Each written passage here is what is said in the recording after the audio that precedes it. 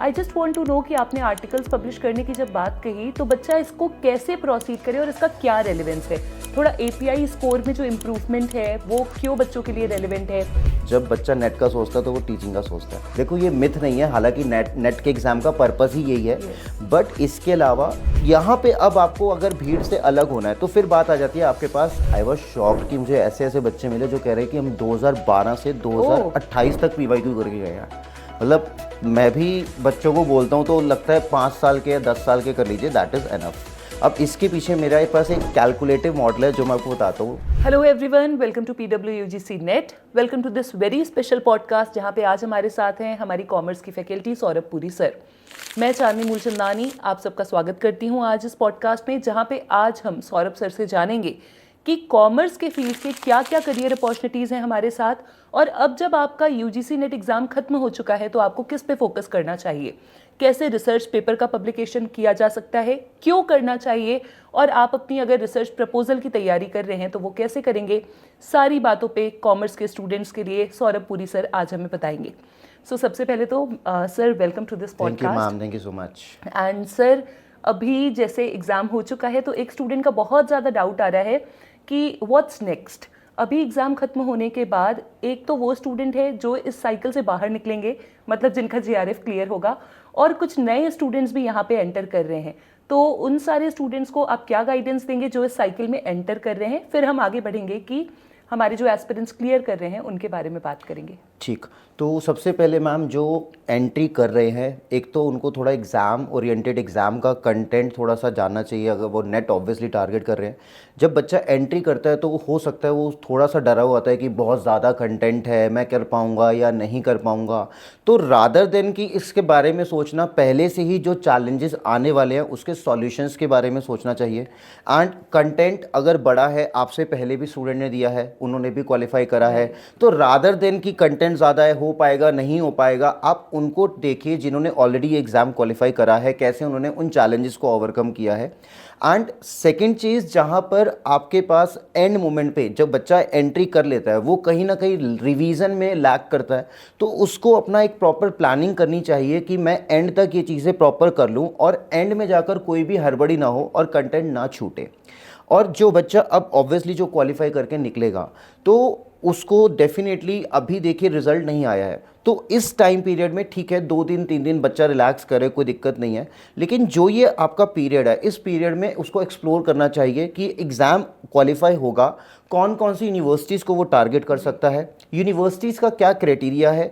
खाली देखिए exam qualify करने से नहीं होगा, आगे इंटरव्यू है। अब हर एक यूनिवर्सिटी का अपना क्राइटेरिया है, उस क्राइटेरिया के अकॉर्डिंग वो अपने इंटरव्यू की प्रिपरेशन करे और कैसे डेफिनेटली वो अपने आप को भीड़ से अलग कर सकता है। नेट अब क्वालिफाई होगा, देखिए ये क्या है, अभी हमें लगता है कि खाली नेट क्वालिफाई हो जाएगा, जब वो इंटरव्यू देने जाएगा तो उसे वहाँ पे बहुत सारे कैंडिडेट मिलेंगे और असली जो चैलेंज है वो तब स्टार्ट होगा आफ्टर क्वालिफाइंग। तो दिस इज़ द पीरियड जहाँ पे अपनी कम्युनिकेशन स्किल्स पे काम किया जाए, इंटरव्यू के लिए कौन कौन सी यूनिवर्सिटीज़ के क्या क्राइटेरिया है उस पर काम किया जाए। और यहाँ पे अब आपको अगर भीड़ से अलग होना है तो फिर बात आ जाती है आपके पास आर्टिकल्स वगैरह पब्लिश करने की। यहाँ पर थोड़ा सा बच्चा ये सोचता है कि वो जो आर्टिकल पब्लिश करेगा उसके पास शायद यूनिवर्सिटीज़ की मैगजीन है जहाँ पर वो आर्टिकल पब्लिश कर पाएगा, बट ऐसा नहीं है। कॉमर्स में हमारे पास प्रोफेशनल इंस्टीट्यूट हैं, जैसे CA का इंस्टीट्यूट है, CS का इंस्टीट्यूट है, CMA का इंस्टीट्यूट है, इनके हर मंथ जर्नल पब्लिश होते हैं। They are having a valid ISBN number, तो यहाँ पर इनके लिए ईजी हो जाता है बिकॉज यूनिवर्सिटीज़ में पॉपुलेशन बहुत ज़्यादा है। तो टारगेट वहाँ करो जहाँ पर आपको ज़्यादा फोकस भी दिया जाएगा, बिकॉज प्रोफेशनल इंस्टीट्यूट में डेफिनेटली आपको आर्टिकल देना होता है और वो पब्लिश हो जाता है बिकॉज वहाँ पे कंपटीशन नहीं है और कैंडिडेट्स को पता नहीं है कि ऐसा कुछ है। तो सबसे पहले टारगेट करना चाहिए जो आर्टिकल पब्लिश करना है, जैसे यूनिवर्सिटी लेवल पे, फिर आ जाना चाहिए नेशनल लेवल पे, फिर चले जाना चाहिए इंटरनेशनल लेवल पे। तो जितना ज़्यादा एक्सप्लोर बच्चा करता जाएगा वो अपने आप को इम्प्रूव और अपना स्कोर बहुत ही बेटर करता जाएगा। Right, thank you sir. आपने एक ही जवाब में बहुत सारे हमारे डाउट्स क्लियर किए। सर, आपने कहा कि आर्टिकल्स पब्लिश करने चाहिए स्टूडेंट्स को। I just want to know कि आपने आर्टिकल्स पब्लिश करने की जब बात कही तो बच्चा इसको कैसे प्रोसीड करे और इसका क्या रेलेवेंस है। थोड़ा API स्कोर में जो इम्प्रूवमेंट है वो क्यों बच्चों के लिए रेलिवेंट है, वो प्लीज़ हमें समझाएं। ठीक है, पहले तो एपीआई स्कोर के इम्प्रूवमेंट की बात कर लेते हैं। जब बच्चा इंटरव्यू देने जाता है यूनिवर्सिटी में, तो हर एक कैंडिडेट का एपीआई स्कोर डिटरमाइंड होता है on the basis of the score of graduation, the score of masters and net JRF qualified तो डेफिनेटली पॉइंट ज़्यादा होंगे, नेट क्वालिफाइड पॉइंट थोड़े कम होंगे, पीएचडी हैं पॉइंट उसमें फर्दर बढ़ जाएंगे। मतलब आपके ग्रेजुएशन मास्टर्स में क्या डिवीज़न रहा है, आपका नेट जेआरएफ है या खाली नेट है, और आपका पीएचडी है या नहीं है, एंड आपने कितने आर्टिकल पब्लिश करे हैं। हर आर्टिकल के अपने पॉइंट्स होते हैं।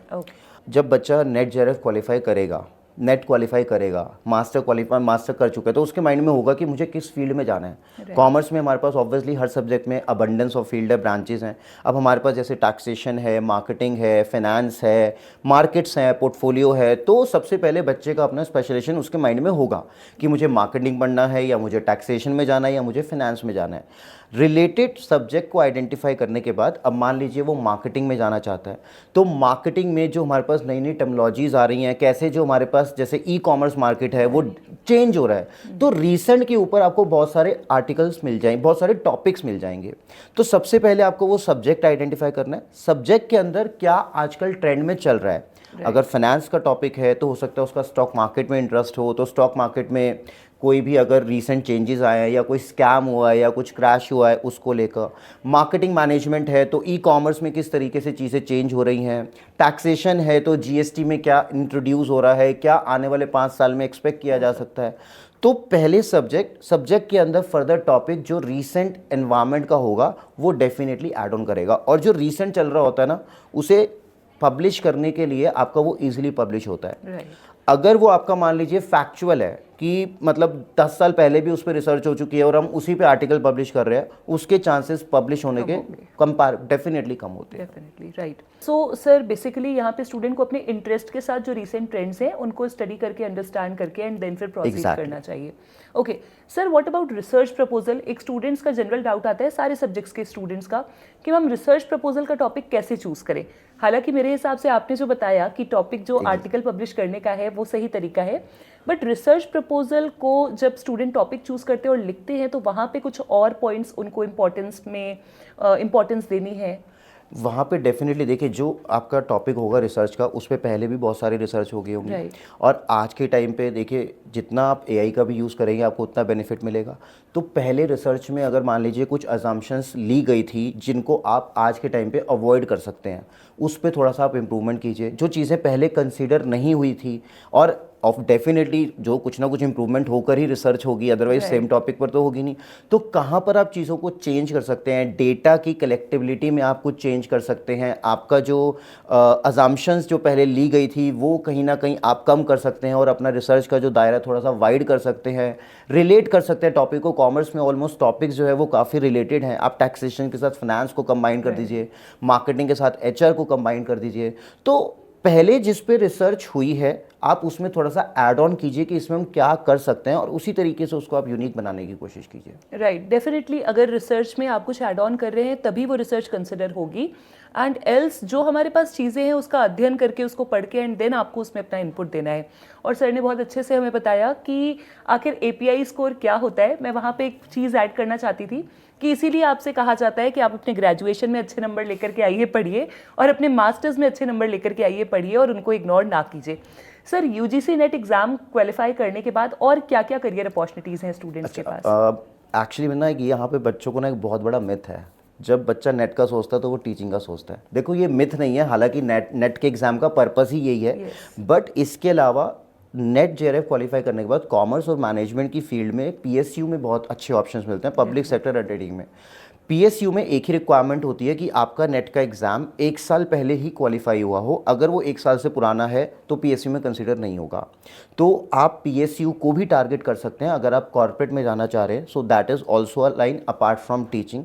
और इसके अलावा जब आपका मान लीजिए नेट हो गया, आप टीचिंग में हैं, बट वहाँ पर रुकना नहीं है, आपको पीएचडी डेफिनेटली प्लान करना चाहिए। अगर आप अपने लॉन्ग टर्म गोल्स में फ्यूचर में प्रमोशंस चाहते हैं, ग्रो करना चाहते हैं, खाली नेट आपके पर्पस को पूरा नहीं करेगा, बट हाँ आप ये कह सकते हैं ठीक है जब चल रहा है तो चल रहा है। तो फिर अगर आपको ग्रोथ चाहिए तो डेफिनेटली आपको जेआरएफ और पीएचडी की तरफ तो जाना ही पड़ेगा। Right. Thank you sir. Sir, one last question I would like to ask, जो स्टूडेंट्स अभी दिसंबर में एग्ज़ाम देने वाले हैं तो वो यूजीसी नेट जेआरएफ की तैयारी अभी शुरू कर रहे होंगे, this is the perfect time which we say. Exam का पैटर्न थोड़ा चेंज हो रहा है, थोड़ा इवॉल्व हो रहा है, उनको आप क्या सजेशन देंगे कि अभी से वो क्या करें ताकि दिसंबर में जेआरएफ सुनिश्चित हो? मैं इवन जब इस बार एग्ज़ाम में गया था जहाँ पे मैंने बच्चों से बात करी, आई वॉज शॉक्ड कि मुझे ऐसे ऐसे बच्चे मिले जो कह रहे हैं कि हम 2012 से 2028 तक पीवाईक्यू करके गए हैं। मतलब मैं भी बच्चों को बोलता हूँ तो लगता है 5 साल के या 10 साल के कर लीजिए, दैट इज़ एनफ। अब इसके पीछे मेरे पास एक कैलकुलेटिव मॉडल है जो मैं आपको बताता हूँ। देखिए, पेपर 1 और पेपर 2 में मिला के 150 क्वेश्चंस हैं। अब 150 क्वेश्चंस तो आप मान के चलिए आपने कम से कम 2000 क्वेश्चन तो प्रैक्टिस करने ही करने हैं। अब 2 से 3000 तक प्रैक्टिस करनी ही करनी है। 3000 क्वेश्चन आप प्रैक्टिस करेंगे तो आप मान के चलिए 3000 डिवाइड बाय 150, अराउंड 20 अटेम्प्ट्स आपने कर लिए। 10 साल का डेटा हो गया। और 150 क्वेश्चन के लिए आप 3000 क्वेश्चंस को करके जा रहे हैं। हर क्वेश्चन में 4 कॉन्सेप्ट होंगे। पेपर ना निकले ऐसा हो ही नहीं सकता, आपकी प्रिपरेशन में कोई कमी ही नहीं रह जाएगी। बिकॉज 150 क्वेश्चन के पीछे आप 200% क्वेश्चन प्लस करके जा रहे हैं, 2000%, तो पेपर डेफिनेटली क्यों नहीं निकलेगा। अब बच्चों को ये बोला जाए 10 साल के करने, तो लगता है यार 10 साल तो बहुत ज़्यादा है, हम 5 साल के कर ले, 6 साल के कर ले। और जिसने मुझे बोला 2012 से 2018 और 2012 से पहले पीवाईक्यू नहीं थे, हाँ, क्योंकि उससे पहले पेपर सब्जेक्टिव होता था, तो वहां पे मेरे को क्लिक किया कि उससे पहले के नहीं थे, इसलिए इसने 2012 से करके गया जब पैटर्न वो भी करता। तो 2012 से हमारा पेपर सब्जेक्टिव होता था, जो हमारा पेपर 3rd होता था। तो उसने 2012 से 2024 सारा टारगेट करा and she was like very very happy कि हाँ मेरा पेपर अच्छा हो गया and definitely I can do that. तो थोड़ा सा पेपर की तैयारी करते वक्त अपने नॉलेज को बढ़ाने के पॉइंट ऑफ व्यू से सोचो। खाली ये मत सोचो पेपर क्वालिफाई करना है, जो आप पढ़ रहे हो उसे इम्प्लीमेंट करो। इवन हम मैनेजमेंट का सब्जेक्ट पढ़ते हैं, हम टाइम मैनेजमेंट पढ़ते हैं, तब भी हम इम्प्लीमेंट नहीं करते हैं। तो वहाँ पर वो चीज़ें थोड़ा सा हमें यहाँ पर काम करना चाहिए कि जो हम पढ़ रहे हैं उसे अपनी लाइफ में इम्प्लीमेंट भी करें। राइट। तो बिल्कुल बेसिक सा फंडा है, जैसे कि आपके फैकल्टीज़ कहते हैं, सर ने कहा कि PYQs and syllabus is the key. जो आप पढ़ रहे हैं उसे इंप्लीमेंट कीजिए, टाइम मैनेजमेंट पे फोकस कीजिए एंड डेफिनेटली आपका एग्जाम क्लियर होगा। बिल्कुल सही कहा सर आपने, और बहुत ही आसान शब्दों में हमें समझा दिया कि पीवाईक्यूज कैसे इंपॉर्टेंट है। एग्जैक्टली। सो पीवाईक्यूज से ही आपको एग्जाम का पैटर्न आइडेंटिफाई होगा और उससे ही आपकी सक्सेस शॉर्ट होगी। So with this sir I will be ending this and thank you so much for your guidance and sir any last note to the students, just one line? Last note बस यही है कि net हो जाए, JRF हो जाए, continuous learning करते रहिएगा। आप पेपर 1 में ही पढ़ते हो, life learning is a life long process, उसे करते रहिएगा, उसे क्विट मत कीजिएगा। एग्ज़ाम क्वालिफाई हो जाए तब भी आपको ग्रो करते रहना है और अपनी लर्निंग में इम्प्रूवमेंट हमेशा करते रहना है। दैट्स अ की। Thank you so much sir, thank you so much.